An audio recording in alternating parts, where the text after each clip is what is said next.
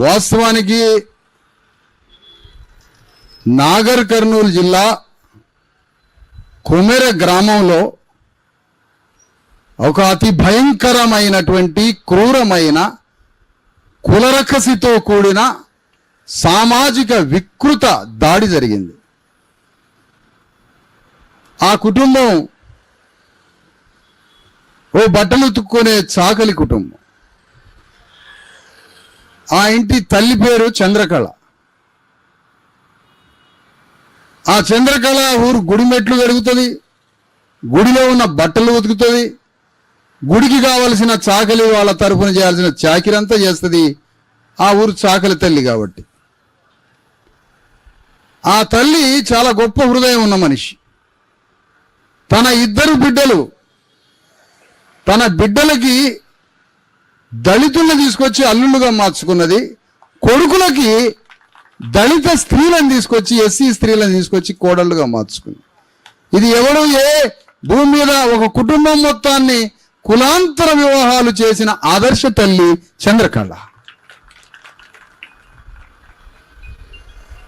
రక్తమాంసాలు చిందించి కష్టాన్ని నమ్ముకొని బతుకుతున్న ఒక రజక తల్లి. అలాంటి రజక తల్లి తన బిడ్డల్ని తీసుకొని, కుటుంబాన్ని తీసుకొని ఆ గ్రామంలో ఉన్నటువంటి ఒక మల్లన్న దేవాలయం, కుర్మగోళ్ళ ఆధ్వర్యంలో నడిచే ఆ దేవాలయం, ఆ దేవాలయంలో దర్శనానికి పోయింది. అక్కడ దర్శనంలో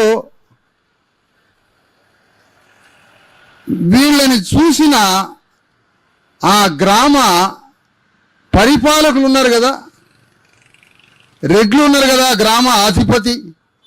ఆ ఆధిపత్య వర్గం వీళ్ళ బట్టలు, వీళ్ళ అవతారం, వీళ్ళ కులం, వీళ్ళ రూపాన్ని చూసి, గుణాన్ని చూడలే, రూపాన్ని చూసి గుళ్ళకి రావద్దు, వచ్చేటైతే 100 రూపాయలు పైసలు కట్టాలని. 100 రూపాయల పైసలు కట్టాలి అన్నప్పుడు ఈ కుటుంబం తల వంచుకోలే. దాడి ఎందుకు జరిగిందంటే, కుటుంబం మీద దాడి ఎందుకు జరిగిందంటే, పైసలు ఎందుకు కట్టాలి అని కటిక దరిద్రులైన చాకలి వాళ్ళు ఆ రెడ్డిని నిలదీస్తే నా మీదకి ఎదురు తిరుగుతున్నాడు అన్న దాని దగ్గర దాడి జరిగింది. ఎందుకంటే గణేష్ ఒకసారి లేచి నిలబడమ్మా. గణేష్ చూడడానికి ఒక కార్మికుడు, ఒక చాకలి కులస్తుడు అయినటువంటి ఒక కార్మికుడు చూడడానికి ఇట్లున్నాడు. కానీ మొత్తం ప్రశ్నల వర్షం కురిపించిండు అతని మీద. ఇంకా చెప్పాలంటే ఒక మాటలో, ఈ గుడి సాగలోళ్ళ చాకిరితో వెలుగుతున్న గుడిలో నీకెందుకు పైసలు కట్టాలరా అన్నాడు. ఒకటే మాట. ఆ ఒక్క మాటకి ఎదురు తిరిగిండు. అది తిరగడమే కాకుండా అతని యొక్క వికృత మాటలన్నింటినీ ఆ గ్రామంలో ఉన్న వాట్సాప్ గ్రూప్లో పెట్టిన వికృతంగా మా మీద దాడి చేస్తాడు అని. ఆ మాటలు తట్టుకోలేకపోయారు. అదే ఒక రెడ్డి అడిగినట్టయితే స్నేహంగా అతని దగ్గర తీసుకొని కాంప్రమైజ్ కావడమో, లేదంటే ఇంకో రూపంలో వాళ్ళంతా కలిసిపోయేటోళ్ళు. అడిగింది ఎవరు? ఒక చాకలి ఆయన. నీకెందుకు పైసలు కట్టాలన్నాడు. ఈ రోజుల్లో అందరూ కాంప్రమైజ్ అవుతారు. మీరన్నది కరెక్టే అంటాడు మనోడు. ఈ మధ్య కొత్త ట్రెండ్ అనమాట. స్ట్రైట్ ఫార్వర్డ్గా మాట్లాడటం. చచ్చిపోయారు, మనుషులే చచ్చిపోతారు. అలాంటి కాంప్రమైజ్ అవుతున్న ఈ భూమి మీద స్ట్రైట్ ఫార్వర్డ్గా తల్లి, కొడుకు, భార్య, కుటుంబం అంతా ఎదురు తిరిగి వాళ్ళ ఆత్మాభిమానంతో, ఆత్మగౌరవంతో మేం పైసలు కట్టము అని వాళ్ళ మీద ప్రశ్న వేసింది. వీళ్ళ స్వాభిమానంతో వేసిన ప్రశ్నకే రెడ్డి ఆధిపత్యం తట్టుకోలేకపోయింది.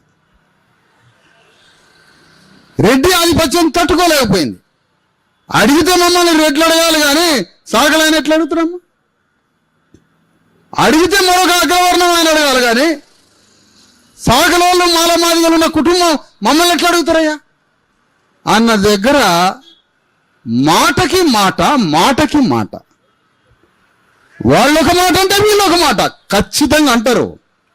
రోషం ఉన్నోడు అంటాడు, ఆత్మాభిమానం ఉన్నోడు అంటాడు, గల్లా బట్టి కూడా తంతాడు. వీళ్ళు మాటలు అన్నారు, బాగా చెప్తుంది అన్నారు. తూకితే అంటే తూకితే అన్నారు. ఆ అన్న మాటలకి వాళ్ళ సైన్యం పెద్దది కాబట్టి, బలిసిన కులం కాబట్టి, శరీర దారుఢ్యం ఉన్నది కాబట్టి, బాగా తిని శారీరక బలం ఉంది కాబట్టి, 6 అడుగుల ఎత్తుతో ఆజానుబాహులుగా ఉన్నారు కాబట్టి, వాళ్ళ రక్తంలో బాగా ఆధిపత్య గుణంతో రేవంత్ రెడ్డి అండ చూసుకొని అరికాలుతో రెడ్డి గణేష్ గుండెల మీద గుద్దాడు. రూమ్లోకి తీసుకుపోయి తన్నారు. గణేష్ని కొట్టారు, చంద్రకళ తల్లిని కొట్టారు, కోడలైనటువంటి మహేశ్వరి కోడలైనటువంటి మౌనికని కొట్టారు, కూతురైనటువంటి కీర్తిని కొట్టారు. వీళ్ళందరినీ కొడుతుంటే ఆ కుటుంబంలో అయ్యా కొట్టబాకండి అయ్యా, ఇగో మొన్ననే పాప పుట్టింది వీళ్ళకి, ఒక చిన్న పాప అని బిడ్డను తీసుకుపోయి కాళ్ళ కాడ పడేస్తే కాలుతో తన్నారు. కాలుతో తంతే ఆ టెర్రరైజ్ అయినటువంటి వాతావరణం, భయాందోళన. 2 నెలల పాపకి భాష తెలియదు, జ్ఞానం తెలియదు, భయపడమే తెలుస్తుంది. ఆ భయంలో జ్వరం వచ్చి పాలు బంద్ చేసి చచ్చిపోయింది 2 రోజులలో. తీస్మార్కాన్ పోలీసులు ఏమంటారంటే ఏడన్నా గాయం తగిలిందా అని అంటారట. గాయం తగిలిందా అంటారట బిడ్డలకి, ఆ చనిపోయిన పాపకి. చైల్డ్ సైకాలజిస్టులు కలకత్తాలో, హైదరాబాదులో, ఢిల్లీలో ఉన్న వాళ్ళని నేను అడిగితే పోస్ట్ మార్టంలో రిపోర్టు తెలియదు, టెర్రరైజ్ అయి భయపడి లోపల దిగులు పడి ఒక భయంకరమైన కలలు వచ్చి జ్వరం వచ్చి పాలు బంద్ చేసి చచ్చిపోతారు అని చెప్పిండ్రు వాళ్ళు. కానీ పోలీసులు అడుగుతున్నది ఏంటంటే పోస్ట్ మార్టం రిపోర్టులో ఏమైనా గాయాలు తగిలినాయి అంటాడు.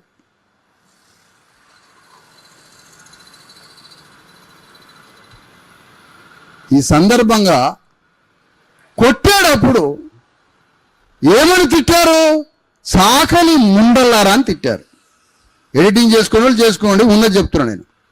చాకలి ముండల్లారా. మరి చాకలి ముండలే లేకపోతే మీరన్న భాషలో వాళ్ళ పనే జరగకపోతే భారతదేశం మురిగి కుళ్ళి చచ్చిపోయేది. ఇప్పుడు దేశమే చచ్చిపోయేది, దేశమే చచ్చిపోయేది, దేహమే చచ్చిపోయేది. అలాంటి చాకలి ముండలు, మాలామాదిగ ముండలు, కులం తక్కువ ముండలని తిట్టి కొట్టి రక్తం వచ్చేటట్టు కొట్టి జాకెట్లు చింపి జుట్టు పట్టుకొని ఈడ్చి వికృత సామాజిక ఆధిపత్య దాడి జరిగింది. అలాంటి దాడి జరిగినప్పుడు కూర్చోమ్మ, అలాంటి దాడి జరిగినప్పుడు ఈ కుటుంబం పోయి కంప్లైంట్ ఇవ్వడం మనకు రాదమ్మా. మనకి వెంటనే పోయి పోలీసు వాళ్ళకి కంప్లైంట్ ఇవ్వడం రాదు. జరిగింది ఏంటో తెలుసా? 3 గంటలు కొట్టినోడే పోయి వీళ్ళకన్నా ముందు పోయి పోలీసు వాళ్ళకి కాగితం ఇచ్చాడు. ఎందుకు?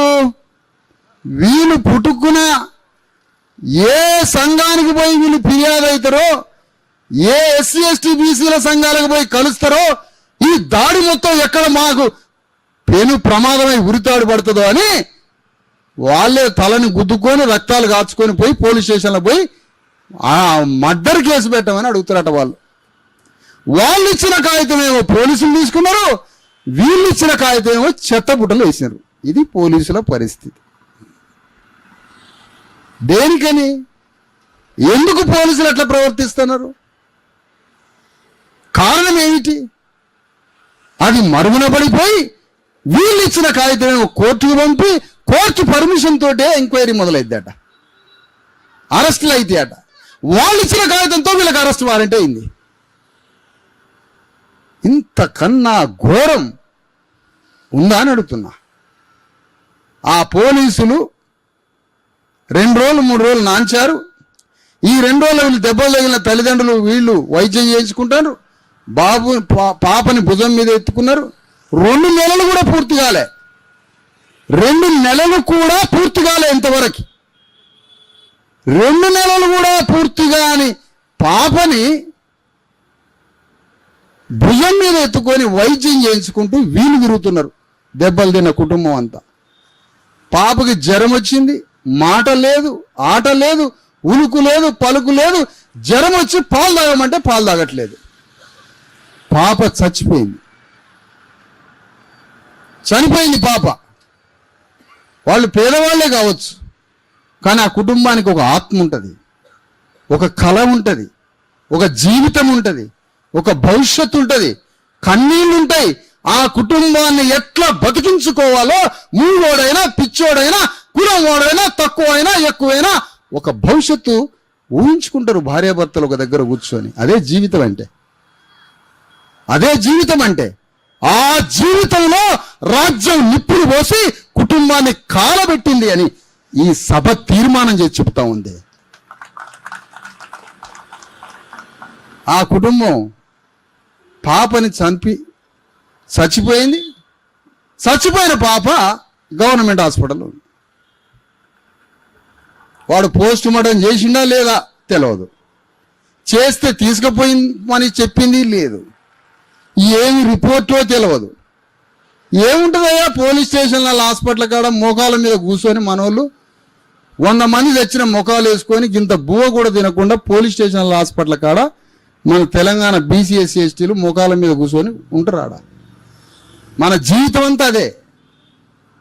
ఏం బాధో మనకు చెప్పుకోవడం రాదు, బాధతో ప్రభుత్వానికి నివేదించడము రాదు, చట్టం అమలయ్యే విధంగా మనకి ఎవడు లేడు కదా, మనకు నాయకత్వం లేని జాతులు కదా గవర్నమెంట్ హాస్పిటల్ కాడ పడిపోయి ఉన్నారు. ఈ విషయాన్ని తెలుసుకొని వెంటనే నాగర్ కర్నూలు పోయి 1000 మంది ప్రజలతో నాగర్ కర్నూలు నడి రోడ్డుని దిగ్బంధం చేసి పారేసిన అర్ధరాత్రి పూట. పోలీసులు వచ్చారు ఆడికి, పోలీసులు వచ్చారు పాప. పోలీసులు వచ్చి అక్కడ ఉన్నటువంటి డిఎస్పి ఆయన అధికారి పాత్ర, పాపం యాదవ కులస్తుడు. మనోళ్ళకి ఏంటంటే పైన రెడ్డి అధికారులు చెప్తే ఎక్కడ లేని మనోళ్ళకి ఇక మామూలుగా ఉండదు. నువ్వు చూసుకోవా అని డిఎస్పీని ఒక రెడ్డి గారు అన్నాడు అనుకో, ఆయన్ని మెప్పు కలిగియాలి కదా, కలియాలి. కాబట్టి ఇక మన ధర్నాకు వచ్చి ఆయన ఆడని నాట్యం లేదు పాపం, ఆయన వేయని స్టెప్పు లేదు. ఇంకా చెప్పాలంటే రకరకాల విన్యాసాలు. ఎందుకు? పైన దొరగారిని తృప్తిపరచాలి. వీర్లపల్లి శంకర్ పైన దొరగారిని తృప్తిపరచాలి. బండి మీలేసుకొని తిప్పుకుంటాం మనం. కొద్దిగా ఒక మాట చెప్తే రకరకాల నాట్యాలు డిఎస్పి గారు. పాపం డిఎస్పి గారికి వచ్చేదే ఉండదు. డిఎస్పిని ఎట్లా ఇరికియాలి రెడ్డి గారు ఆలోచిస్తూనే ఉన్నారు. ప్రమోషన్లో నాతో సమానంగా వస్తాడా ఈ డిఎస్పి? ఏమో ఈ ధర్నాలు ఇవన్నీ ఒప్పచెప్తే ఏమన్నా ఒక్కడు ఇరుక్కుంటాడు, సర్వీస్ మ్యాటర్లో డ్యామేజ్ అయింది. రెడ్డి గారికి డిఎస్పి గారికి ఇద్దరికి ఏఎస్పీఓ డిఎస్పి నుంచి ఎస్పీ ప్రమోషన్ కాడ ఈ ధర్నాలు మనతో అడ్డుకున్నోడికి ప్రమోషన్ అయిపోద్ది. ఈ వల ఆయన మెడకు పడుతున్న సంగతి తెలియదు పాపం డిఎస్పి. నేనే చెప్పిన, నీ మెడకు పడుతుందిరా బాబు, ఇది మొత్తం నీ మెడకు పడుతుందని చెప్పి. అంటే నువ్వు నన్ను కొడుతున్నా కూడా నేను రక్షించాలనుకున్నా నేను. అది మా కమిట్మెంట్. వీర్లపల్లి శంకర్ని కూడా ఏమన్నావు, ఈయన మా సాకలి కులంలో పుట్టిన ఆయన్ని మా మీదకి దోషిండు, రెడ్డి దొరలే దోషిండ్రు. పాపం ఈ మధ్య రెడ్లకి బాగా తెలివితేటలు వస్తున్నాయి. రాజశేఖర్ రెడ్డి ఒక్కడు తెలివిచ్చిండు, రాక వచ్చిండు.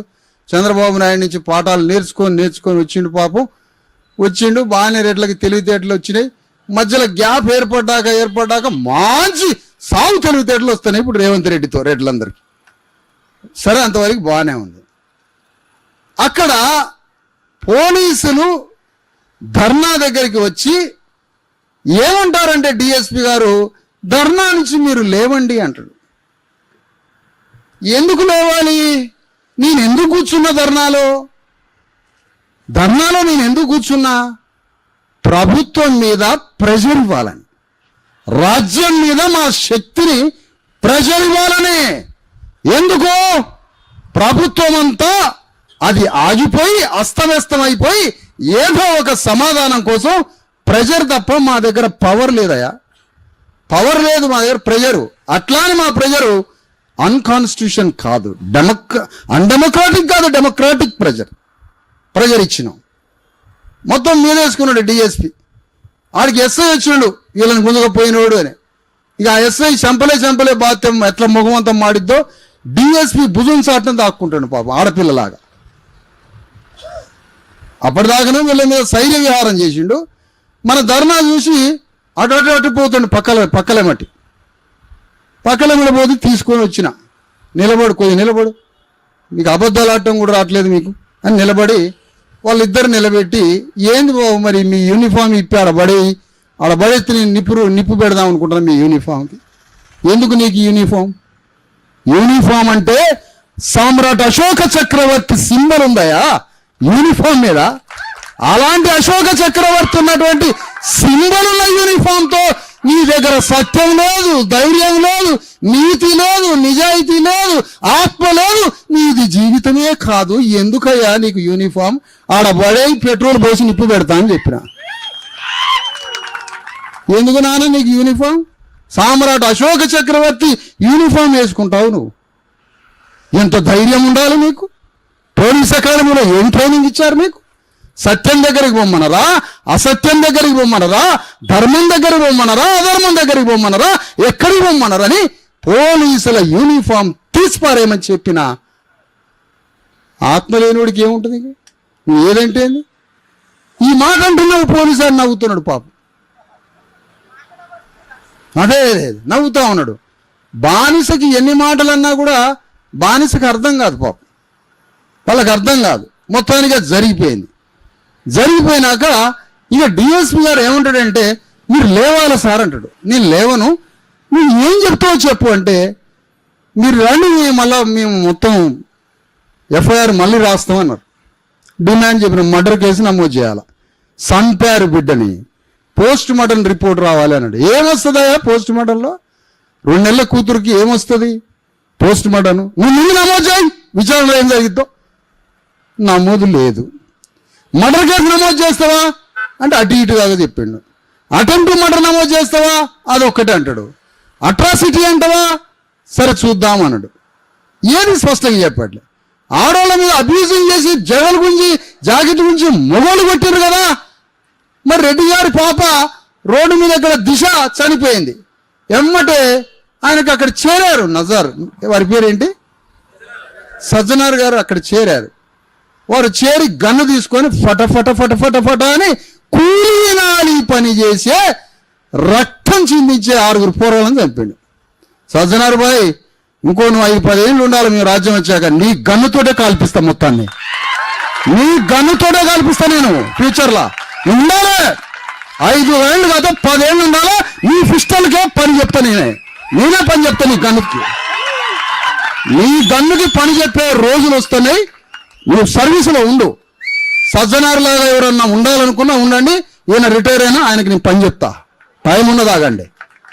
పగ ప్రతీకారాలతో బతకడమే ఆత్మగౌరవ జీవితం. పగ లేకపోతే ప్రతీకారం లేకపోతే ఆడ బడి సావరాదు, బండి కింద పడి ఇంటిదాకా సావరాదు. బావర్చిలో బిర్యానీ సావు లాస్ట్కి పోయి. దాని మీదనే మన దృష్టి అంతా బావర్చి ఏమీ ఉంది అదే.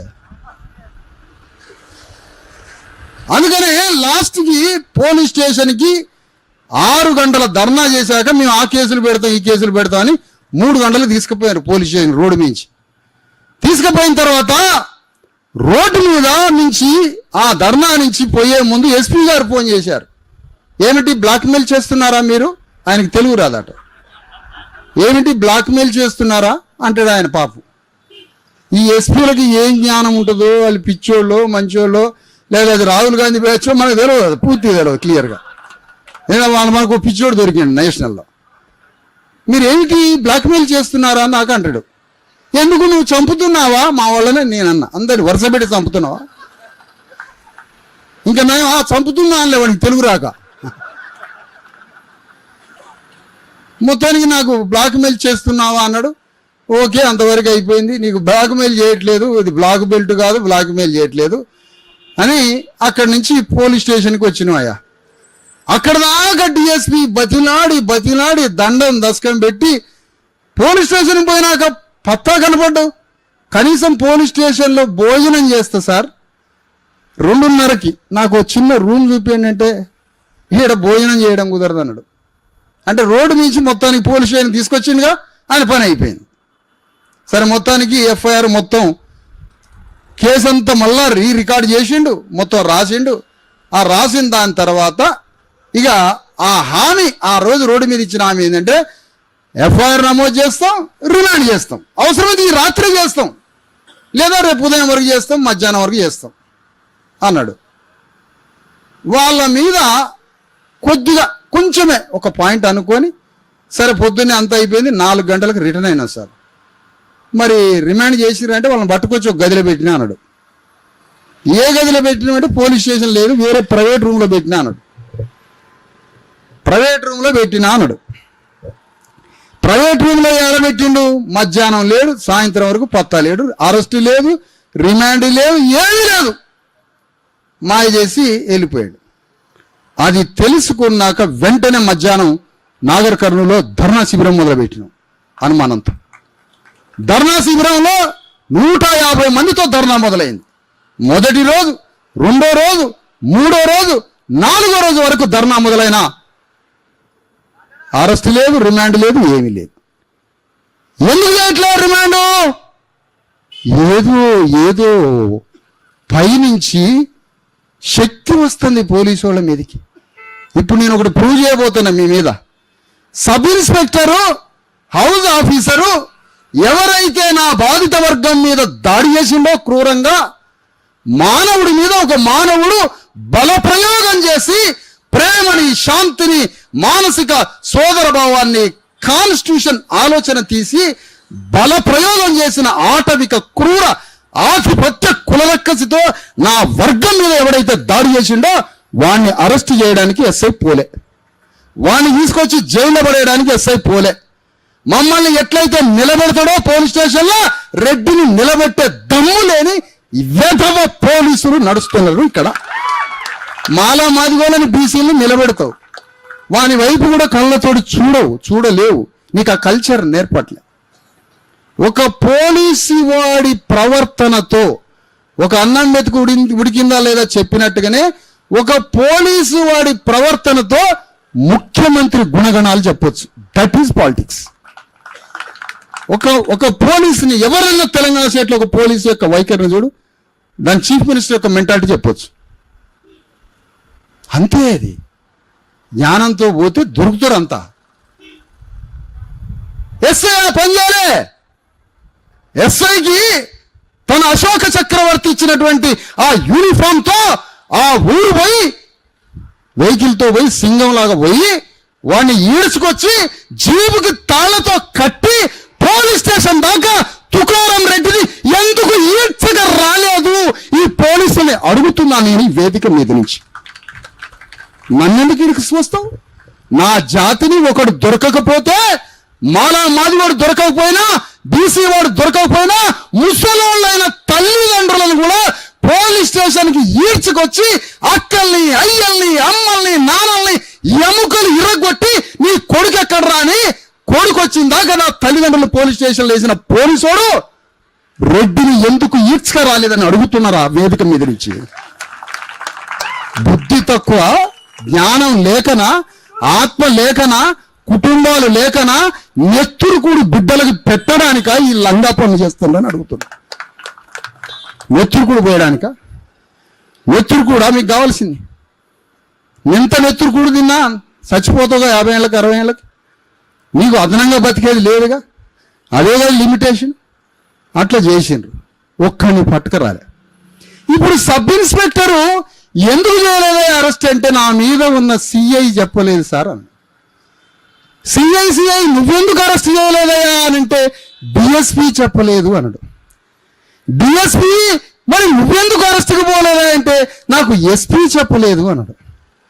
ఎస్పీ మరి నువ్వెందుకు అరెస్ట్కి నువ్వు హుకుం జారీ చేయలేదు? ఒక జిల్లాకి పోలీస్ అధికారివి కదా, నువ్వెందుకు బాధితుల మీద దాడి చేసిన వాడి, బాధితుడి మీద బల ప్రయోగంతో దాడి చేసిన దుర్మార్గుడిని నువ్వెందుకు అరెస్ట్ చేయలేదు superintendent of police mister Nagar Kurnool SP అని అడిగితే, నా మీద ఒకడి ఆధిపత్యం ఉన్నది సార్. ఎవరతను? డిఐజీ ఎందుకు అరెస్ట్ చేయడానికి పంపలేదు? నా మీద ఇంకొకళ్ళ ఆధిపత్యం ఉంది సార్, ఐజీ నువ్వెందుకు అరెస్ట్ చేయడానికి రాలేదంటే, నా మీద డీజీపీ ఉన్నాడు sir, director of general police. తెలంగాణలో ఉన్న భారతదేశ చరిత్రలో అతిపెద్ద శ్రీకాంత్ గారి వేదిక మీద రావాలి. హైకోర్టు అడ్వకేట్, మన కేసులో ఇన్వాల్వ్ అవుతున్న వ్యక్తి.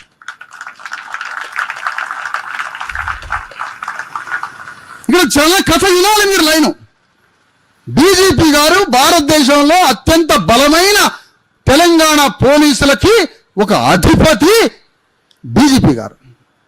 అంటే డీజీపీ గారు నుంచి ఆదేశం ఐజీ గారికి, అడిషనల్ డీజీ గారికి రాలేదు కాబట్టి, అడిషనల్ డీజీ ఐజీకి చెప్పలేదు కాబట్టి, ఐజీ డిఐజీ చెప్పలేదు కాబట్టి, డిఐజీ ఎస్పీకి చెప్పలేదు కాబట్టి, ఎస్పీ డిఎస్పీకి చెప్పలేదు కాబట్టి, డిఎస్పీ సిఐకి చెప్పలేదు కాబట్టి, సిఐ ఎస్ఐకి చెప్పలేదు కాబట్టి, ఎస్ఐ కానిస్టేబుల్ చెప్పలేదు కాబట్టి, తుకారం రెడ్డిని ఆ కొమెర గ్రామారెడ్డిని టచ్ కూడా చేయలేదు. నేనెక్కడికి పోవాలి మరి ఇప్పుడు? ఇక నాగర్ కర్నూలులో 3 రోజుల దాడి తర్వాత, 3 రోజుల ధర్నా తర్వాత ఒక్కడు వీళ్ళని బలకరించిన వాళ్ళు లేడు. రోడ్డు మించినైతే లేపినరు. అనేక సంఘాలు వచ్చినాయి నాగర్ కర్నూలు. ఆడ మంచిగానే ధర్నాలు చేశారు, మంచి మనస్ఫూర్తిగా ధర్నాలు చేసే వాళ్ళు చేశారు. ఓ పచ్చి బోకర్ నా కొడుకు కూడా అక్కడికి వచ్చి కూడా ధర్నా చేసిండు. సరే వాని సంగతి పక్కన పెడదాం. వాడి నోట్లో నేనే చేయబెట్టి వాడి కొండ నాలుక బీకుతా, 4 రోజులు ఆగండి. నోట్లో చేయబెట్టి వాడి నాలుక బీకుతా, ఒక బోగోడు తిరుగుతుండదు, నేనే బీకుతా వాడి నాలుక. ఆ అవకాశం ఎవరు తీసుకోదా ప్లీజ్, అదొక రిక్వెస్ట్ చేస్తాను నేను. అది నా పేటెంట్ రైట్, వాడి కొండ నాలుక బీకటం నాదే పేటెంట్ రైట్. అలాంటి బోగోడు వచ్చిండు, వాడి పక్కన పెట్టండి వాడిని. ధర్నాలు చేశారు, మనసున్న మహారాజులు వచ్చారు, ధర్నాలు చేశారు, బాగానే ఉంది, అది పోయింది, అంతవరకు బాగానే ఉంది. ఇది ఎంతకీ అరెస్ట్ కావటలే, రిమాండ్ లేదు, జైలు లేదు, హాయిగా వాళ్ళు తిరుగుతూనే ఉన్నారు. తిరిగేటోళ్ళు ఏం చేశారంటే, ధర్నా శిబిరం ఇన్ని రోజులు నడుపుతూ మా ఇజ్జత్ పోతుంది, పోలీస్ డిపార్ట్మెంట్ మా ఇజ్జత్ పోతుంది. ఎందుకు? ప్రపంచానికి తెలిసిపోయింది. ఈరోజు లండన్లో, అమెరికాలో ధర్నాలు చేస్తున్నారు పసిబిడ్డ కోసం. ఫలానా ఫలానా ఫలానా ఉద్యమం, ఫలానా వాళ్ళు చేసిన ఉద్యమం అని లండన్లో మొదటిసారిగా విదేశాల్లో కమ్మారెడ్ల సంఘాలని దాటుకొని లండన్లో, అమెరికాలో ఉన్న బీసీఎస్ ఎస్టీలు ఒకటై ఈ పాపకాండగా నిలబడ్డారు. గ్లోబ్ మొత్తం, భూగోళం మొత్తం, భూగోళం మొత్తం. కానీ చెరుకు రోజు నా నోట్లో పోయిండా?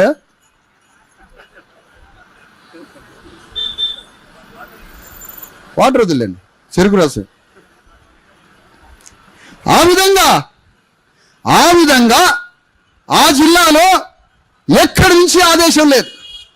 చివరికి బాధితులందరినీ లెక్క పెట్టట్లేదు పోలీసులు. ప్రపంచమంతా తెలిసిపోతామంది. అయినా పోలీసులకు భయం లేదు. ఇక వాళ్ళు ఏం నిర్ణయించుకున్నారంటే, అమ్మ ధర్నా వీళ్ళే చేస్తారా, ధర్నా దాడి చేసిన రెడ్లతో కూడా చేపిస్తే ఏం ప్లాన్ అయ్యే వీళ్ళది అని జ్ఞానవంతులైన మనసున్న రెడ్ల గురించి మాట్లాడలే. ఖమ్మం భూదాన యజ్ఞంలో రాజేందర్ రెడ్డి అని మొత్తం అణగారిన వర్గాలకి భూములు అందించిన మేధావి, మానవతావాది ఉన్నాడు. అలాంటి వాడు పక్షాన నిలబడతాం బీసీఎస్ ఎస్టీలమంతా. కానీ అలాంటి ఒకడో ఇద్దరు ఉన్న మంచోళ్ళకి వస్తుంది కదా చెడ్డ పేరు. ఈ బడ్లు వల్ల, ఈ బడ్లు బైరాగుల వల్ల వాళ్ళకి వస్తుంది కదా. హైకోర్టు, సుప్రీంకోర్టు పోయిన జీవన్ రెడ్డి అడ్వకేట్ జడ్జి, ఆయన గొప్ప మనసున్నాడు కదా. అందుకని మొత్తానికి ప్రపంచమంతా తెలిసిపోయేసరికి ఆత్మరక్షణలో పడ్డటువంటి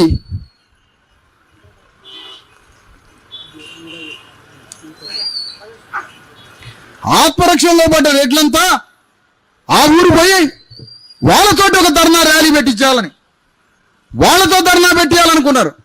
అంటే ఇది మన ధర్నా అటు వాళ్ళ ధర్నా రెండింటి మధ్య 144 సెక్షన్ పెట్టి భయానక వాతావరణం చేసి ధర్నాన్ని కూలగొట్టి శిబిరాన్ని కూలగొట్టి 144 సెక్షన్ పెట్టి మొత్తానికి ధ్వంసం చేయాలనుకున్నారు మన ఉద్యమాన్ని. ఇది గమనించి రాత్రికి రాత్రే 7 గంటల వరకు ధర్నా ముగించుకొని కుటుంబ సభ్యులను మొత్తాన్ని కార్లు వేసుకొని తీసుకొని హైదరాబాద్ తీసుకొని రావడం జరిగింది. వెంబడే డిఎస్పీ ప్రెస్ మీట్ పెట్టి విశారదను కిడ్నాప్ చేసి వేసుకొని పోయినాడట. కిడ్నాప్ వాళ్ళని ఎందుకు చేస్తాం? ఆ చేతి నిన్ను చేస్తాం కానీ కిడ్నాప్ నా కుటుంబ సభ్యులు నీ ఆధీనంలో ఏమైనా ఉన్నారా? నీ కంట్రోల్లో ఏమైనా ఉన్నారా? నేను తీసుకొని వచ్చిన ఎందుకు? నువ్వు నా వర్గానికి, నా బాధిత వర్గానికి నువ్వు రక్షణ కల్పించకుండా డిస్టర్బ్ చేస్తున్నావు కాబట్టి తీసుకొని వచ్చి ఆ రోజు 10:30కి 11 గంటలకి ప్రెస్ మీట్ పెట్టి అయ్యా డీజీపీ గారిని కలవడానికి నేను తీసుకొచ్చుకున్నా, ఏమైనా పోలీసులకు అసౌకర్యం కలిగితే చింతిస్తున్నానని చెప్పి పొద్దునే డీజీపీ గారి దగ్గర తీసుకొని ఆర్ కృష్ణయ్య గారిని, హైకోర్టు ఉమ్మడి హైకోర్టు జడ్జి ఈశ్వరయ్య గారిని, పెద్దలందరినీ తీసుకొని పోయి ఎక్కడికి డీజీపీ గారిని కలవడానికి పోయాను. అప్పుడు జాగృతి కవిత గారు కూడా డీజీపీ దగ్గరికి వచ్చారు. సంతోషం, అభినందనలు. డీజీపీ గారి దగ్గరికి పోయినాం. పోయిన తర్వాత అక్కడ కూర్చున్నాం. ఎందుకు చెప్తున్నానంటే, ఎందుకు నేను డీజీపీ దగ్గరికి పోయానో చెప్తా. డీజీపీ దగ్గరికి పోవడం జరిగింది. డీజీపీ గారికి విజ్ఞాపన పత్రం ఇచ్చినాం.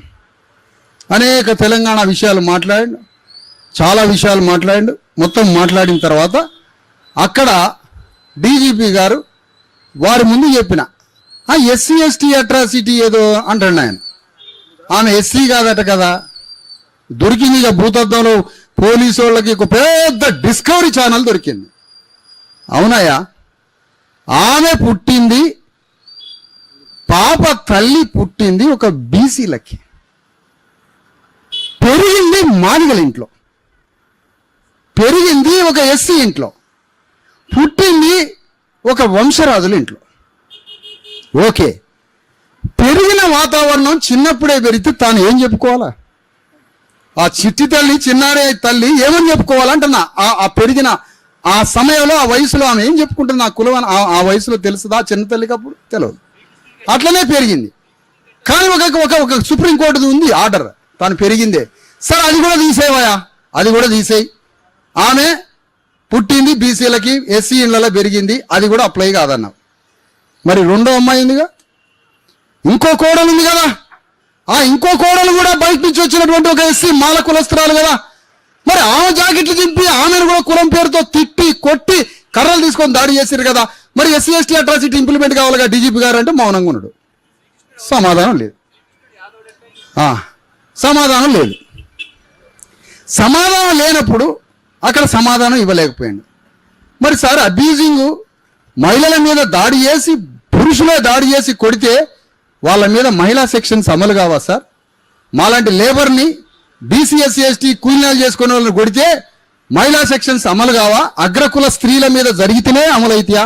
దానికి సమాధానం లేదు. మర్డర్ కేసు ఎందుకు పెట్టరు సార్? ముందు ఆరోపణకి పెట్టి విచారణ తర్వాత ముందు మర్డర్ కేసు పెట్టాలి కదా. అంటే పోస్ట్ మార్టం రిపోర్ట్ రావాలి. అంటే మహిళా section better, murder case better, atrocity act better. ఏం పెట్టిరు? Attempt murder. నేను ఈ 3 చట్టాలు 3 సెక్షన్లు పెట్టాలి, ఇమీడియట్గా వాళ్ళని రిమాండ్ చేయాలని డీజీపీ గారికి చెప్పి మేమంతా బయటికి రావడం జరిగింది. డీజీపీ గారు ఎలాంటి తృప్తికరంగా మాకు హామీ ఇవ్వలేదు, విచారిస్తున్నామని చెప్పాడు, విచారించి న్యాయం చేస్తామన్నాడు. అయినా మిమ్మల్ని నమ్ముతున్నాం అన్న. ఇవాళ 6వ రోజు, రేపటికి వారం రోజులు గడుస్తున్న డీజీపీ నుంచి ఒక్క కదలిక లేదు. మరి ఈ 4 రోజులు ఏం చేసినాం? 5 రోజులు హైదరాబాద్లో ఉమెన్ కమిషన్, చైల్డ్ ప్రొటెక్ట్ కమిటీని, మానవ హక్కుల హెచ్ఆర్సీని అందరి దగ్గరికి పోయి చెప్పిన విషయం అంతా.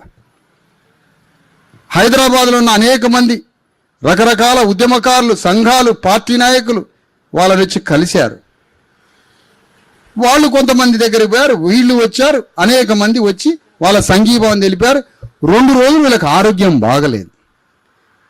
ఆ రోజు డీజీపీ గారికి చెప్పి, అయ్యా నేను నాగర్ కర్నూలు నుంచి తీసుకొచ్చింది వాస్తవమే, కానీ ఇదో మీ ఆధీనంలో మీకు చూపిస్తున్నా కానీ వాళ్ళు నా దగ్గరే ఉన్నప్పటికీ షెల్టరు నేను మీ ముందు హాజరుపరుస్తున్నా, మీరు భద్రత కల్పియండి వాళ్ళకన్నా.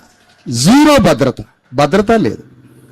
నాగర్ కర్నూలు అయితే భద్రత కల్పించగల కానీ నేను ఈడెట్లా కల్పిస్తా అన్నాడు. భద్రత లేదు. వాళ్ళకి పెట్టినటువంటి మేము అడిగిన సెక్షన్లతో రిమాండ్ చేసింది లేదు. డీజీపీ గారి నుంచి ఎలాంటి లేదు. ఇప్పుడు నేనేమనుకున్నానంటే, జాగ్రత్తగా వినాలి మీరు.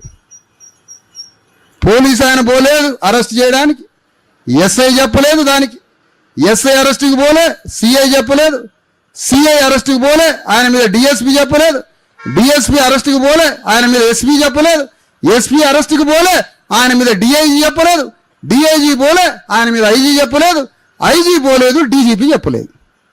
మరి డీజీపీ బాధిత వర్గం యొక్క ఘోష విన్న తర్వాత నిందితులు దుర్మార్గులని తేలిపోతున్నా డీజీపీ ఎందుకు అరెస్ట్కి ఆదేశించలేదంటే, డీజీపీకి రేవంత్ రెడ్డి చెప్పలేదని రుజువు అవుతున్నది. ఎందుకంటే డీజీపీ రేవంత్ రెడ్డి చెప్తే వింటాడు. ఆయన వింటాడు. రేవంత్ రెడ్డి గారు చెప్పాలి. పాపం రేవంత్ రెడ్డి గారు ఏదో బైబిల్లో ఒక సామెత ఉంది, వాడు లోకమంతను జయించను ఆత్మను కోల్పోయాను అన్నది. ఈ రేవంత్ రెడ్డి అంతగా జయిస్తాను కానీ ఆత్మలే కోల్పోయాడు. పాపం ఆత్మను కోల్పోయాడు. టెన్షన్ తిరుగుతున్నాడు పాపం.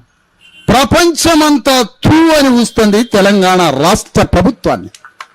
చచ్చిపోయినావు నువ్వు ఆల్రెడీ. డెత్, పాప డెత్ అయిన రోజే డెత్ అయిపోయినావు నువ్వు.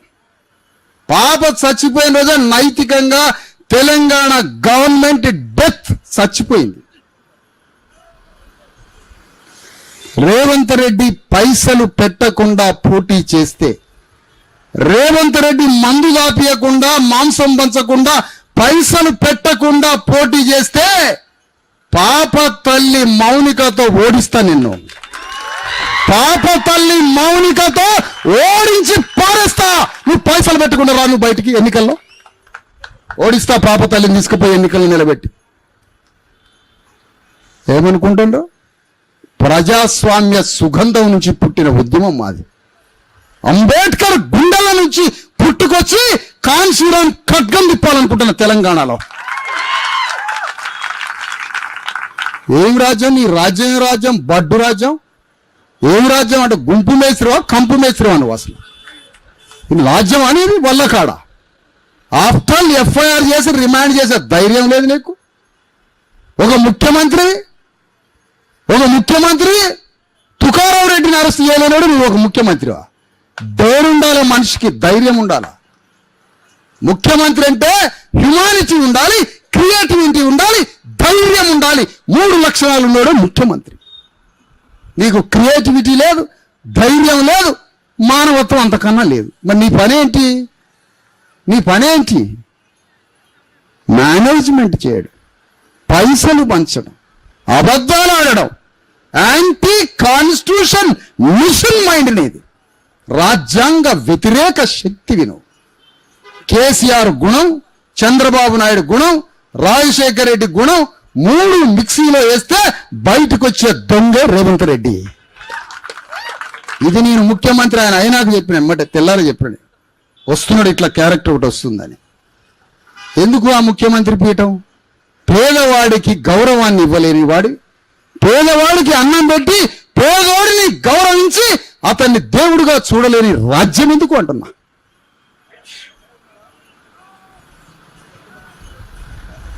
ఇప్పుడు దొంగలు పడ్డాక వాడు ఏ తాళం చేతో తీసిండు, వాడు ఎట్లా దొంగతనం చేసిండు అని ఇంకో దొంగను పట్టుకొస్తారట. వాడు చెప్తున్నాడు వీడు ఎట్లా దొంగతనం చేసిండు. ఈ కేసీఆర్ దొంగతనాలన్నీ పట్టేటోడు పోలీసు వాళ్ళు పట్టుకొస్తే రేవంత్ రెడ్డి అవుతాడు.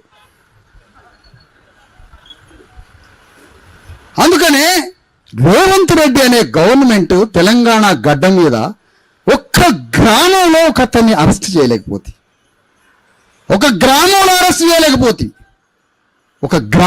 అరెస్ట్ ఎందుకో? అక్కడున్న తుకారం రెడ్డి, అక్కడున్న సతీష్ రెడ్డి, అక్కడున్న మధుకర్ రెడ్డి, అక్కడున్న శ్రీనివాస్ రెడ్డి, ఈ రెడ్లంతా ఎవరు? రేవంత్ రెడ్డి వర్గం, రేవంత్ రెడ్డి బంధు వర్గం. ఒకే క్లాస్ సొసైటీ. ఒకళ్ళకి అల్లిక.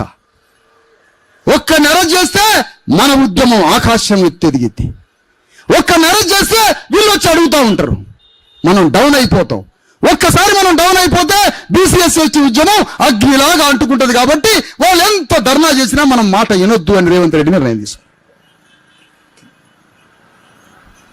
ఇది రేవంత్ రెడ్డి తీసుకున్న నిర్ణయం. ఖమ్మంలో భూములు 30 ఎకరాలలో ఉన్న 100 మందిని బయటికి వెళ్ళగొట్టాడు. ఎట్లా వెళ్ళగొట్టాడో తెలుసా? చంటి బిడ్డలు చిన్న పిల్లలు ఉన్న ఇంటి మీద జేసీబీ ప్రొక్లైన్ ఇంటి మీదకి వచ్చి ఇట్లా ఇంటిని భస్వం చేసి బూడిద చేశారు, వస్తువులతో సహా. 100లాది ఇండ్లు. ఆ ప్రొక్లైన్ ఎవరు? డ్రైవర్ని కొడతారా? ప్రొక్లైన్ డ్రైవర్ని కొడతారా? కుక్క మీద రాయేస్తే కుక్క రాయి మీదకి రాదు. కుక్క దేని మీదకి వస్తుంది? రాయి వేసినోడి మీదకి వస్తుంది. ఇప్పుడు ప్రొక్లైన్ డ్రైవర్ నా మీరు అడిగేది? ప్రొక్లైన్ జేసీబీని పంపిన రేవంత్ రెడ్డి దీనికి బాధ్యుడు. రాజ్య స్వభావానికి అధిపతి అతను, ఈ రాజ్యానికి యజమాని అతను. ఆ విధంగా రేవంత్ రెడ్డి అరెస్ట్ చేయట్లే, రిమాండ్ చేయట్లే. ఎక్కడ చేయట్లే? కర్ల రాజేష్ విషయంలో చేయట్లే, ఇక్కడ చేయట్లే. నాగర్ కర్నూల్లో, ఖమ్మంలో 300, 400, 600 మంది ఇండ్లని ధ్వంసం చేశాడు. ఎందుకంటే ప్యూర్ రెడ్డి క్యాపిటలిస్ట్ గా మారిపోతున్నాడు అతను. ఒక top level corporate Reddy corporate, ఒక పెద్ద మల్టీనేషనల్ ఇండియాలో ఉన్నటువంటి ఒక పెద్ద పెట్టుబడిదారి వర్గంలో కోనీ క్యాపిటల్ గ్రూప్లోకి వెళ్ళిపోతున్నాడు అతను. 4th సిటీ లాగా ప్రతి మండలాన్ని చేయబోతున్నాడు. మొత్తం తెలంగాణ భూమినే అమ్మేయబోతుండ్రు. మనల్ని ఒక యంత్రాలాగా మార్చబోతున్నటువంటి కుట్ర.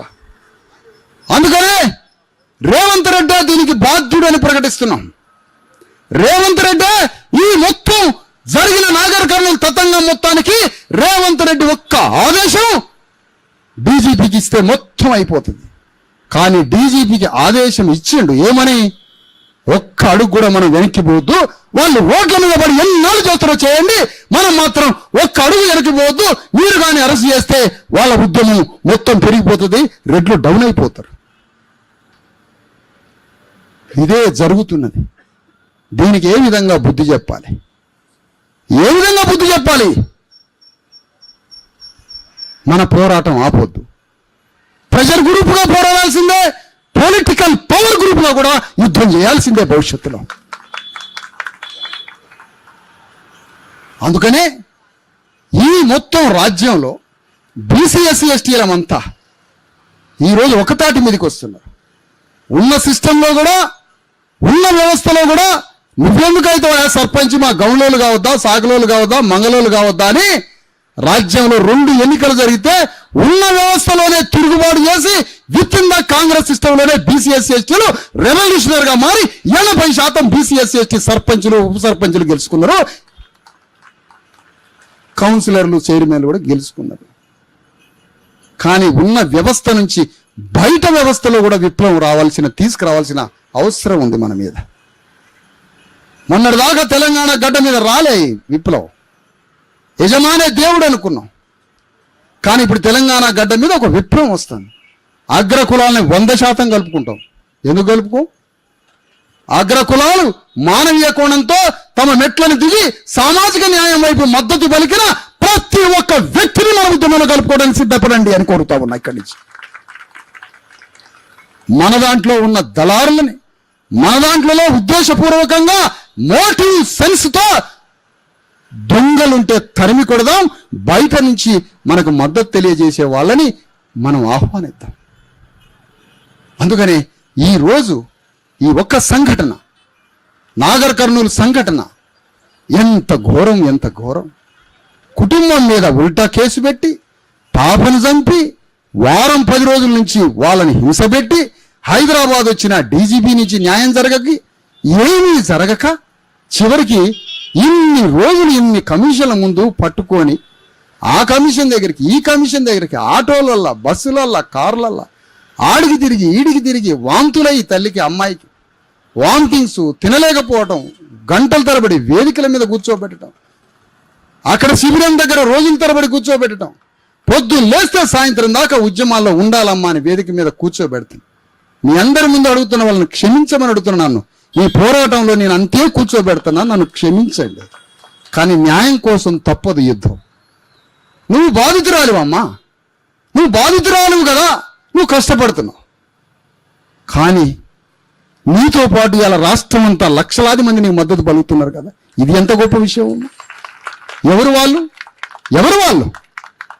నీ బిడ్డ చనిపోతే వాళ్ళందరూ ఏడుస్తున్నారమ్మా బయట లోకం అంతా, నీ బిడ్డ చనిపోతే. అందుకనే నీ గర్భశోకానికి సమాధానం కావాలి.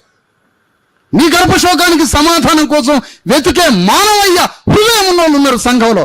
వాళ్ళందరినీ ఏర్చి కూర్చి వాళ్ళందరినీ పోగేసి ఈ ఉద్యమాన్ని మరింత ఉధృతం చేద్దాం. బయలుదేరాల్సిందే. ఎక్కడో ఒకళ్ళు కాంప్రమైజ్ కావద్దు. జీవితంలో చరిత్రలో నిలబడాలంటే ఫైటింగ్ చేయాల్సిందే, ట్రూత్ మాట్లాడాల్సిందే, సత్యం మీద నిలబడాల్సిందే. సత్యం మీద మాట్లాడకపోతే, సత్యాన్ని యుద్ధంలో దిగకపోతే, సత్యాన్ని విశ్రాంతిలో పెడితే అవుట్ అయిపోతుంది, సత్యం కిల్ అయిపోతుంది ప్రపంచం. అందుకని మిమ్మల్ని అందరిని అడుగుతున్నా, ఈరోజు ఒక దుర్ఘటన, ఇది కొమెరలో జరిగినటువంటి దుర్ఘటన. ఆ గ్రామంలో ఉన్న ఏ ఒక్క రెడ్డిని అరెస్ట్ చేయలేకపోతుంది రాజ్య వ్యవస్థ. ఏ ఒక్కళ్ళని రిమాండ్ చేసి ఈడ్చకపోయి గుంజకపోయి జైల్లో పారేయలేకపోతుంది. ఒకసారి జైళ్ళలో పోయి చూసిరండి, ఒకసారి పోలీస్ స్టేషన్లలో పోయి చూసిరండి. మన వాళ్ళ అవతారాలు 99% బీసీ ఎస్సీ ఎస్టీలే ఉంటారు. ఎందుకు? సోషల్ లిటరసీ తెలియక, సమాజంలో ఎట్లా బతకాలి, సమాజంలో ఏ విధంగా మూవ్ కావాలో సామాజిక జీవన విధాన అక్షరాస్యత తెలివని సామాజిక దోపిడీకి గురైతూ సోషలైజ్ కాని వర్గాలం కాబట్టి ఈ సమాజంలో ఎట్లా బతకాలో తెలియదయ్యా మనకి. కాబట్టి కేసులు బుక్ అయితేనే మన మీద. రాజ్యాంగం వచ్చింది, చట్టం వచ్చింది, సిస్టమ్ వచ్చింది, ఎట్లా బతకాలో తెలియదు మనకి. అదనంటే స్ట్రైట్ ఫార్వర్డ్ మాట్లాడుతున్నాం. అందుకని ఇది ఒక పెద్ద ఛాలెంజ్లో ఉన్నాం మనం. ఇలా బెదిరింపులు మా మీద ఎందుకు బెదిరిస్తున్నారు మమ్మల్ని? రీజన్ ఏంటి అసలు? ఎందుకు బెదిరిస్తున్నారు? న్యాయం కోసం పోరాడేవాడిని ఎందుకు బెదిరిస్తున్నావు? ఏం చేస్తారు మీరు చెప్పండి? కారణం ఏంటి బెదిరియడానికి? కారణం నా ప్రాణం కావాలా? ఎవరు ప్రాణం కావాలా మీకు? ఎన్ని రోజులు బెదిరిస్తారు ఇట్లా? ఎంతకాలం బెదిరిస్తారు? కాంప్రమైజ్ అయ్యే క్వశ్చనే లేదు, లొంగిపోయేదే లేదు. తెలంగాణ గడ్డ మీద బీసీ ఎస్సీ ఎస్టీల రాజ్యం వచ్చేంత వరకు ఈ యుద్ధం కొనసాగుతూనే ఉంటుంది. అది అనేక రూపాల్లో యుద్ధం కొనసాగుతూ ఉంటుంది. ఇక తెలంగాణలో మిగిలి ఉన్న యుద్ధం ఇదే. తెలంగాణలో 1000 సంవత్సరాలుగా బానిస వ్యవస్థ ఉంది ఇక్కడ, భూస్వాముల కింద.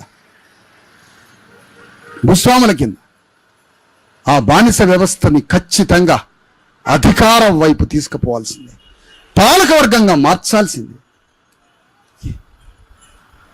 అందుకనే ఈ యుద్ధం కొనసాగుతుంది. ఇది రాజకీయ యుద్ధంగా, సాంస్కృతిక యుద్ధంగా, సామాజిక యుద్ధంగా, నిరసన ధర్నా దీక్షల యుద్ధంగా అనేక రూపాల్లో పోయి రాజ్యం మీద పోరాడుతూనే ఉంటుంది. దానికోసం మనం సిద్ధపడాలి. ఇవాళ కొమెరలో జరిగింది, మీ ఊర్లో ప్రతి కుటుంబం మీద జరిగే అవకాశం ఉంది. ఇలాంటి దాడులు నాకెందుకు అనుకుంటే ఆ కర్కశమైనటువంటి క్రూర దాడి ప్రతి కుటుంబం మీద పొంచి ఉందని చెప్తున్నా మీ అందరికీ. ఒకడు ఆత్మాభిమానం ఉన్నాడు, ఆ రోజు ఈ కుటుంబం, అయ్యా నీ దండం పెడతలే అయ్యా, సర్లే అయ్యా మేము గుడికి రాలేములే అయ్యా, మా దగ్గర 100 రూపాయలు లేవు, మేము గుడికి రాలేములే అయ్యా, నీ దండం పెడతా అని గణేష అన్నట్టయితే అసలు ఈ గొడవ లేదు, దాడే లేదు. అతను స్వాభిమానంతో తిరుగుబాటు చేయబట్టే తెలంగాణలో ఉద్యమాన్ని అంటించిన కుటుంబంగా మారిపోయింది. ఎంత గొప్ప వాళ్ళు స్వాభిమానంతో తిరుగుబాటు చేసి అది కాస్త గ్లోబు భూగోళానికి అంటుకుంది విషయం. చదువుకున్నారో లేదు, చదువుకున్నోడేమో కాంప్రమైజ్ అవుతాడు. సార్ మీరు చెప్పింది కరెక్టే, మీరు చెప్పింది, ఇద్దరిని అంటారు వాడు కరెక్టే. ఒక రకంగా మీరు చెప్పింది కరెక్టే, మరో రకంగా మీరు చెప్పింది కరెక్టే అంటాడు. వీడు బతకాలి కాబట్టి వీడు దొంగ కదా. మమ్మల్ని గుర్తుపెట్టుకోండి అన్న అంటాడు. ఏందే వీడిని గుర్తుపెట్టుకునేది? ప్రతి మాటలో, ప్రతి అడుగులో డ్రామా, ముఖ కవళికల్లో డ్రామా, ప్రవర్తనలో డ్రామా.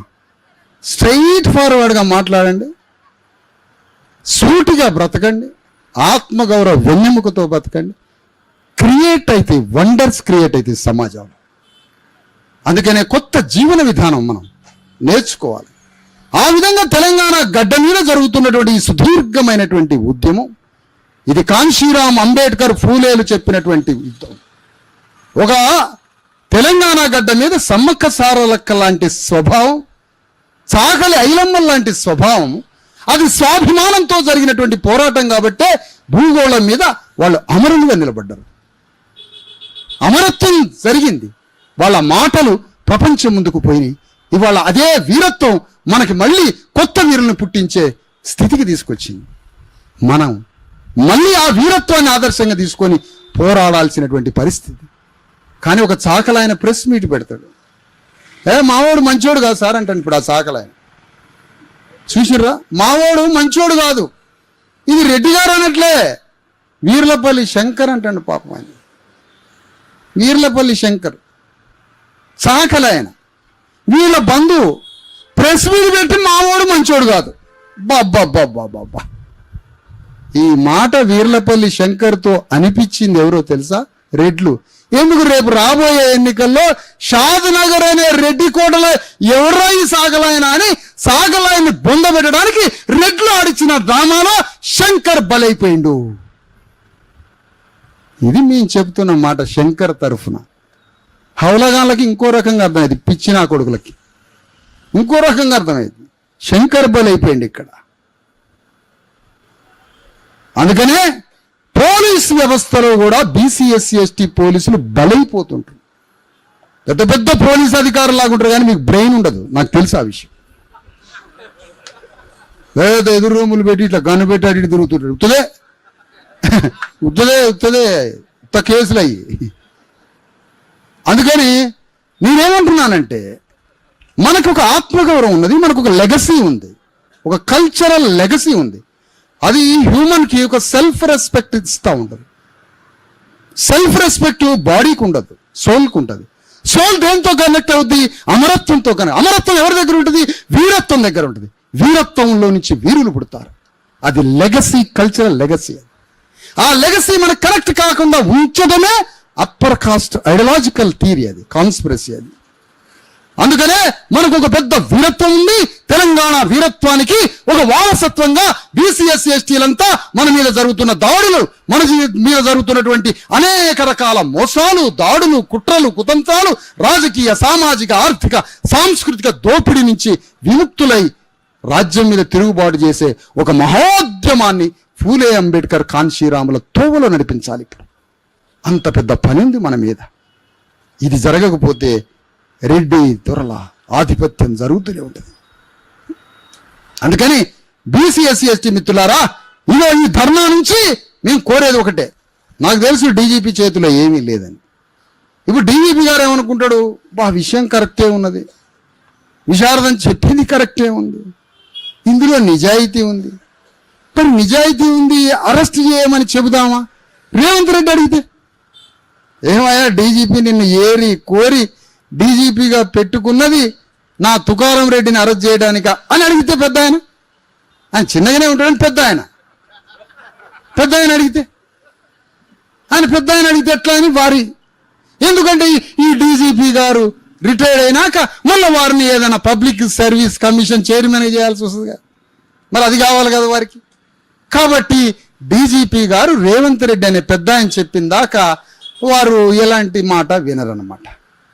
వారు కింద పోలీసులకి చెప్పారన్నమాట. ఇంకా మావోడు కలవకొద్ది నాగర్ కర్నూలులో డిఎస్పీ ఉన్నాడు, చలాకీగా తిరుగుతుంటాడు పాపం ఆయన. వారు ఏమీ చేయలేరు పాపం. కానీ వారికి అంతరాత్మలో తెలుస్తూ ఉంది, నెత్తురుకూడు తింటున్నాము అని. నెత్తురుకూడు అంటే బీట్రూట్ కర్రీ అనుకునేరు, మనుషుల రక్తంతో భోంచేయటం, మానవుడి రక్తాన్ని భోజనంగా మార్చుకోవడం.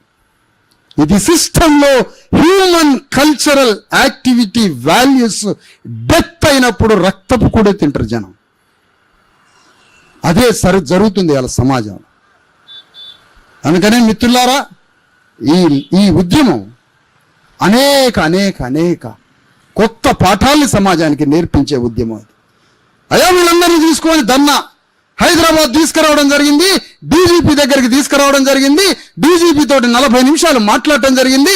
డీజీపీ న్యాయం చేస్తాను, విచారణ చేస్తాను అని అన్నారు. వారిని నమ్మి 6వ రోజు గడిచింది. వారి నుంచి ఏ ఆదేశాలు రాలే. ఎందుకంటే వారు పెద్ద ఆయన చెప్పినట్టు వింటారు. పెద్ద ఆయన అట్లనమాట.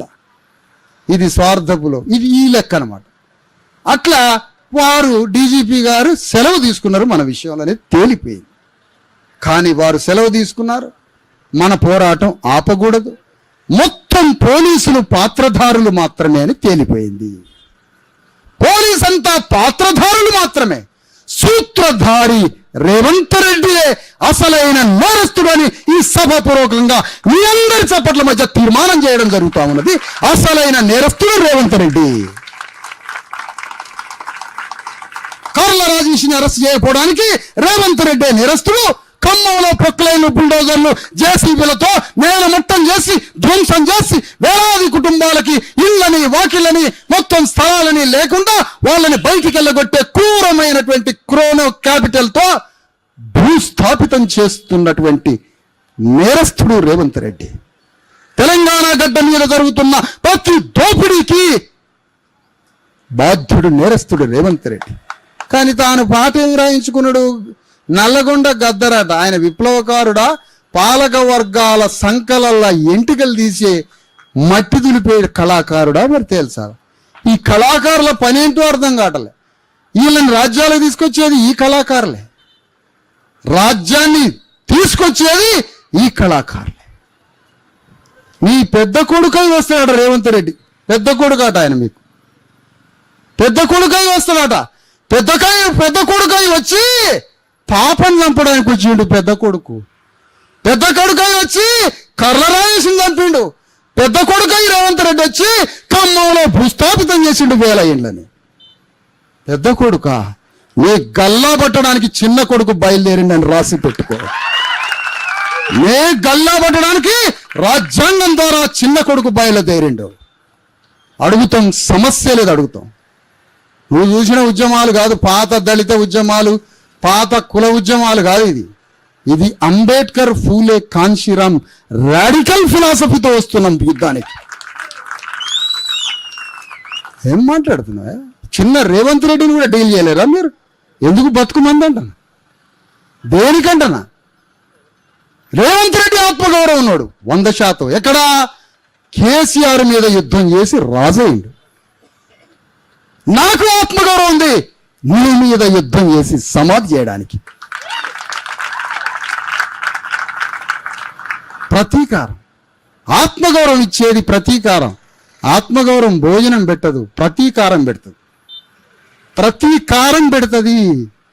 ఆత్మగౌరవం మానవుడికి ఇచ్చేది వీరత్వాన్ని. ఆత్మగౌరవం నుంచి వీరత్వము, ప్రతీకారం ఇచ్చి శత్రువుని ఐడెంటిఫై చేసి కిల్ చేసి అక్కడ నీ అస్తిత్వాన్ని, భాగస్వామ్యాన్ని, వాటాన్ని, ప్రాతినిధ్యాన్ని, అక్కడ నీ వాల్యూని సృష్టిస్తుంది వీరత్వం, ఆత్మగౌరవం, ప్రతీకారం. అందుకని social life, cultural life, political life ఈ లేకుండా బతుకుతారా? భూవ నీళ్ళ కోసం రోజు ఇదే నా పని. ఎండగొట్టగానే పోతూనే ఉన్నారు లోపలికి. పోండి, వాని భూమిలో పని చేయడానికి ఎండ లేదు, వాన లేదు. మన అయ్యలకి, అమ్మలకి ఈడ ఎండగొట్టించేసరికి ఉరుకుతా ఉన్నారు కుర్చీలు వదిలిపెట్టి. అందుకని తెలంగాణలో ఇంత పెద్ద ఘోరం జరుగుతున్న దాంట్లో మిస్టర్ రేవంత్ రెడ్డి వాడు లోకమంతను జయించను ఆత్మను కోల్పోయాను అన్నట్టుగా నువ్వు దేశాలు తిరుగుతున్నావు, ఉప ఎన్నికల్లో గెలుస్తున్నావు, 1000 కోట్లు ఖర్చు పెడుతున్నావు, రాహుల్ గాంధీ పిచ్చోడిని కోతిలాగా తాడు కట్టుకొని ఆడిస్తున్నావు నీ చుట్టూ. మొత్తానికి అన్నింటినీ మేనేజ్ చేస్తున్నావు, థ్రెట్ చేస్తున్నావు. ప్రతి చోట భౌతికంగా విజయం సాధించి ఆత్మని చంపుకొని ఆత్మతో ఆత్మహత్య చేసుకుంటున్నాడు రోజు. ఒక్కసారి నీ ఆత్మని గెలిపించుకో. మౌనిక బిడ్డని చంపిన వాడిని అరెస్ట్ చేయి. అరెస్ట్ చేసి నీ ఆత్మని గెలిపించు, నీ అంతరాత్మని గెలిపించు. ఒక్కసారి ఆత్మని చంపుకొని రోజు పండుకుంటున్నావుగా, నువ్వు నిద్రపోతున్నావుగా. నువ్వు నిద్రపోతున్నావు. నువ్వు ఎంత కళకళలాడినా నీ సావు ప్రేత కళ కనిపిస్తూనే ఉంది నాకు. నాకు ప్రేత కళ కనిపిస్తుంది. ఎందుకంటే లోపట సోల్ డిమాండ్ చేస్తూ ఉంది, లోపట సోల్కి ట్రూత్ తెలుస్తూ ఉంది. అందుకనే నువ్వు ఎక్కడ గెలిచినా ఒక్కసారి మౌనికాని చంపిన ఎవడైతే నేరస్తుడు ఉన్నాడో రిమాండ్ చేసి అరెస్ట్ చేయాల్సిందే. కర్ల రాజేష్ని చంపిన వాళ్ళని అరెస్ట్ చేయాల్సిందే. ఇక్కడ పోతే ఖమ్మంలో భూములు, ఆస్తులు, ఇళ్ళు, పేదలందరినీ ఆడిపోతే కలెక్టర్ గారు కలిసిండు ఖమ్మం జిల్లా ఏంటి సార్ అక్కడ ఆయనకి తెలుగు రాదట పాపం. ఈ తెలుగు రాకుండా మాట్లాడే కలెక్టర్లను చూసి అసలు తెలుగు కూడా వాళ్ళలాగా మాట్లాడతాను. ఆడ 100,000 మంది ప్లాట్లు భూములు కోల్పోయి వాళ్ళు చేస్తుంటే అందులో 2 ప్లాట్ల వాళ్ళు ఉన్నారు సార్, వాళ్ళని పట్టుకున్నారా మీరు అంటాను. నన్ను 2 ప్లాట్లు ఉన్నోడు నువ్వు పట్టుకోవాలా, నువ్వు అసమర్థుడి, వాళ్ళని పట్టుకోలేకపోవడం, వాడిని చూపించి మొత్తాన్ని చంపుతారట. ఇది జరుగుతుంది తెలంగాణ గవర్నమెంట్లో, స్టేట్లో. అందుకని బీసీ ఎస్సీ ఎస్టీ వివిధ జిల్లాల నుంచి, నలుమూల నుంచి వచ్చినటువంటి బీసీ ఎస్సీ ఎస్టీ జేఏసీ నాయకులు, డిఎస్పీ నాయకులు, అనేక సంఘాల ప్రతినిధులు, అనేక ఉద్యమంలో భాగస్వాములు. ఏంది చెప్పు, పోలీసు వాళ్ళేనా? అంబేద్కర్ భవన్లో ఖమ్మంలో ఈ రౌండప్, ఎందుకంటే మనం పోతున్నాం కదా, రౌండప్ చేసి ఎత్తుకపోతారట. ఆ ఇండ్లు పోయిన వాళ్ళని వాళ్ళందరూ పోయి ఒక కాడ వరద బాధితుల్లాగా షెల్టర్ తీసుకున్నారు అంబేద్కర్ భవన్లో. ఆడ ఇల్లు కూలగొట్టి ఉన్న ఊళ్ళో పోయేటట్లేదు, ఖమ్మంలో ఇల్లు కట్టుకున్నామని చెప్పి మంచిగా గ్రామంలో అన్ని గిన్ని చదువుకొని ఖమ్మం వచ్చి పట్టణంలో కట్టుకున్నారు. కట్టుకున్న ఇల్లు కూలిపోయేసరికి ఎక్కడికి పోవాలో తెలియక ఒక అంబేద్కర్ భవన్లో ఉంటే దానికి టాయిలెట్లు బంద్ చేయడం, కరెంటు బంద్ చేయడం, నీళ్లు రాకుండా చేయడం, సంటి పిల్లలను చంపడం మొత్తం చేసి ఇప్పుడు ఆ భవనంలోంచి కూడా కర్రలు తీసుకొని కొట్టి వెళ్ళగొడతారు. ఇదే రేవంత్ రెడ్డి రాజ్యం, ఇదే పెద్ద కొడుకు రాజ్యం. మీరంతా మౌనంగా ఉండండి. రేవంత్ రెడ్డి చేసే పనులన్నింటికి మౌనంగా ఉండండి. మౌనంగా ఉండాలి మీరు. ఎందుకంటే మీరు మౌనంగా ఉండొద్దు. మౌనం మరణంతో సమానం. మౌనంగా ఎవరుంటారా? ఎవరన్నా ఉంటే బట్టి విక్రమార్క ఉంటాడు మౌనంగా, మూగ అంతడు కాబట్టి. ఇక్కడ వచ్చింది అణగారిన వర్గాలు. ఆయన ఉప ముఖ్యమంత్రి అయింది ఎస్సీ వర్గం నుంచి, అణగారిన వర్గాల నుంచి. ఆయన ఉప ముఖ్యమంత్రి. మన ఫోకస్ అంతా రేవంత్ రెడ్డి మీద పోతుంది. కానీ అణగారిన వర్గాల నుంచి ఉప ముఖ్యమంత్రి ఉన్నాడు.